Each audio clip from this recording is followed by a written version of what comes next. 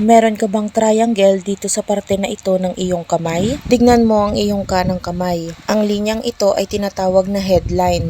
Napaka-positibo ng sign na ito. Ikaw ay may abilidad na ma-achieve ang success through your mental skills. At malaki din ang tsansa mo na maging successful gamit ang kung ano man ang mga natutunan mo sa school o kung ano man ang kursong tinapos mo. At ikaw ay magbe-benefit kung ipupursu mo ito. Hindi lang husay sa academic at theoretical achievements ang ipinapakita nito.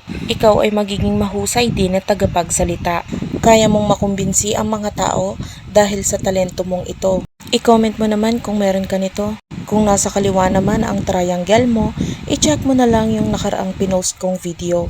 Salamat! Para sa may mga ganito, the best ang tiger eye ring sa kanang kamay mo dahil mas pina-enhance nito ang iyong confidence, courage at focus at mas lalong nakaka-attract ito ng prosperity.